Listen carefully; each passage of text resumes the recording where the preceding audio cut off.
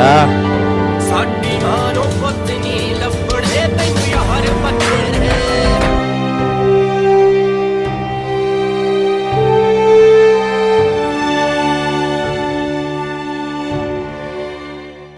आज हम जो पाई में इकट्ठे हुए हैं, भाई अजय जो थे अपने धुल, ये शहीद हुए थे हमारे आंदोलन के अंदर जो 2020 के अंदर चला था। उसी के उपलक्ष्य में हम यहाँ इकट्ठे हुए थे, क्योंकि आज ये हर साल यहाँ पर शहीदों को याद किया जाता है। जैसे ही पीछे है हमारे काउल के अंदर भी है, और न उसके चुड़ माजरा के अंदर एक पबड़ावा के अंदर है, ऐसे ही शहीद अपने अजय डुल भाई जी हैं। और इसके मकसद में हम आज सभी इकट्ठे हुए थे, श्रद्धांजलि दी आज इनको, और आगे के लिए सभी को ये प्रेरणा देने के लिए आज हुए हैं कि भी सभी जो हमारे अधूरे काम रह गए हैं उनको पूरा करने के लिए सभी साथी इकट्ठे होकर के इस आंदोलन को आगे चलाएं। और इसी के साथ हम सभी का धन्यवाद करना चाहते हैं जो साथी इसमें यहाँ पहुँचे हैं।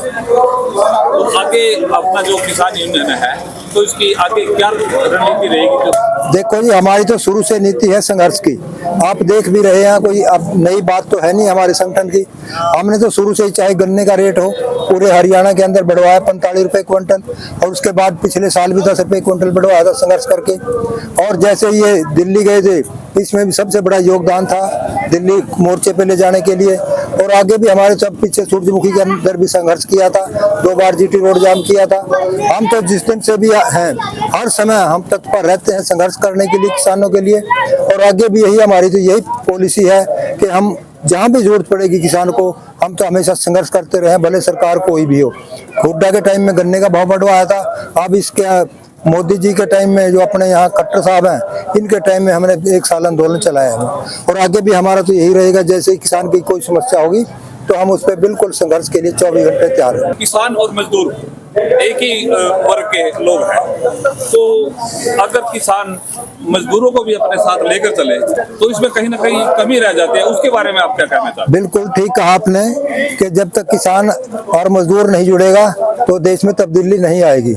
लेकिन इसको हमारे को ना जुड़ने का सबसे बड़ा कारण है कि सरकार इसके बीच में एक बहुत बड़ी अड़चन है। ये हमारे को दोनों को कह करके अगर कोई तो उसको मजदूर को सुविधा देते हैं तो किसान विरोध करते हैं, किसान को सुविधा देते हैं मजदूर। हमारे को 2 उसमें हिस्सों में बांट दिया उन्होंने, लेकिन एक्चुअली समस्या दोनों की एक है और इसका इलाज भी दोनों को जुड़ने से है। क्या किसान मजदूरों के पास जाता है कि वो भी आप हमारे साथ जुड़ेंगे? इसके बारे में आप क्या कहना? जैसा है जी, हमारे तो प्रयास हमेशा है और अब भी है। हम तो हमेशा मजदूरों के पास भी जाते हैं और उनकी समस्याओं का भी जहाँ तक होता है हम हल कराने की कोशिश करते हैं। लेकिन ये एक अलग है कि हम अभी तक इकट्ठे नहीं हो पाए, क्योंकि इसमें सरकार भी चाहती है। हमारा तो यहाँ तक है कि अभी तक तो सभी किसानों को भी इकट्ठे नहीं होने दे रहे हैं। हाँ जी। तो इसमें भी हमारे को भिन्न भिन्न उसमें संगठनों में बांट रखा है, जैसे एक सरकार की ही पॉलिसी है। और मजदूरों के पास भी हम तो सुबह से शुरू से जाते रहे हैं और अब भी जाते रहेंगे आगे भी। लेकिन ये पता नहीं हमारे प्रयास कब सफल होंगे, ये तो भविष्य के गर्भ में। हाँ जी, पीड़ित तो दोनों वर्ग हैं। बिल्कुल है, पीड़ित है। हम कहते हैं अभी जब तक नहीं जुड़ेंगे कोई हल नहीं है, लेकिन हमारे प्रयास हैं, देखो कब सफल होते हैं। इस गांव की दोनों शहीदों कलीराम जी और भाई अजय डुल दोनों को श्रद्धांजलि अर्पित करती हूँ अपने संगठन अखिल भारतीय किसान सभा की तरफ से। और ये आश्वासन दिलाते हैं कि उन लोगों ने जो अधूरे काम इस समाज के लिए छोड़े हैं, हम लोगों के लिए छोड़े हैं, उन अधूरे कामों को अपनी पूरी जिंदगी जहां तक हमारी अंतिम सांस चलेगी हम ये प्रयास करेंगे कि हमारी अंतिम सांस भी उनके नक्शे कदमों पे, देश के तमाम शहीदों के नक्शे कदमों पे चले और समाज के हित के लिए कुछ काम आए। मात्र 19 साल की उम्र में करतार सिंह सराभा ने शहादत दी थी। सबसे छोटी उम्र के शहीद हमारे देश के रहे हैं और उन्हीं को अपना आदर्श भगत सिंह मानते थे, जिन्होंने 23 साल की उम्र में शहादत दी।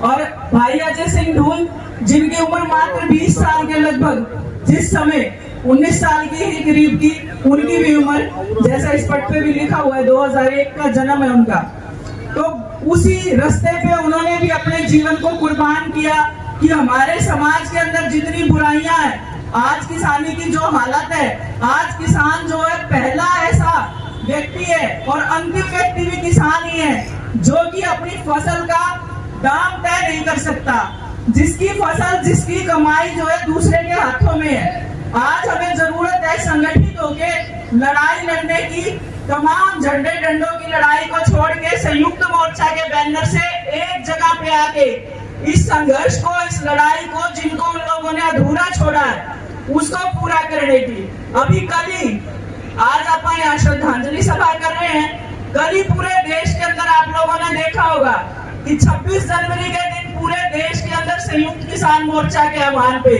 प्रत्येक जिलों के अंदर, केवल अपने देश के, अपने राज्य के अंदर ही नहीं, पूरे देश के अंदर, अंडमान निकोबार से लेके और अपने हरियाणा तक, कश्मीर से लेके कन्याकुमारी तक, पूरे देश के अंदर संयुक्त किसान मोर्चे के आह्वान पे ट्रैक्टर रैलियों का आयोजन किया गया। और उनकी मांग रही कि जो भी किसान आंदोलन के लंबित मुद्दे हैं, हम उन मुद्दों के लिए संघर्ष करेंगे।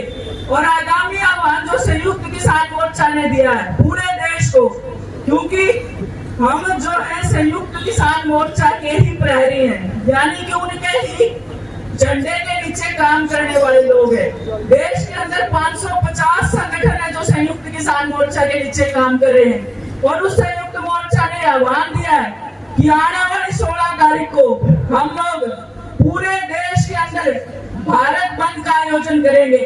आने वाली 16 फरवरी को पूरे देश के अंदर कोई भी किसान, कोई भी मजदूर अपने घर से किसी काम के लिए बाहर नहीं जाएगा, कोई सरकारी वाहन में नहीं चढ़ेगा, कोई किसी यात्रा में नहीं जाएगा, हम किसी बाजार में नहीं जाएंगे, कोई खरीद नहीं करेंगे पूरे देश के अंदर। और ये मोर्चा पूरे देश का मोर्चा है और हम उम्मीद करते हैं अपने संगठन की तरफ से भी, अखिल भारतीय किसान सभा की तरफ से भी, और तमाम संगठन जो किसान मोर्चे के झंडे के नीचे हैं, वो 16 फरवरी को इस भारत बंद को कामयाब बनाएंगे। और ये वास्तव में इन शहीदों को सच्ची श्रद्धांजलि है कि हम जिस झंडे के नीचे, जिस संयुक्त मोर्चे के झंडे के नीचे उन्होंने अपने जीवन की कुर्बानी दी, आज उस झंडे को मजबूत करने की जरूरत है, उस आंदोलन को उसके मुकाम तक लेके जाने की जरूरत है। और हम इस मुकाम को पूरा करेंगे।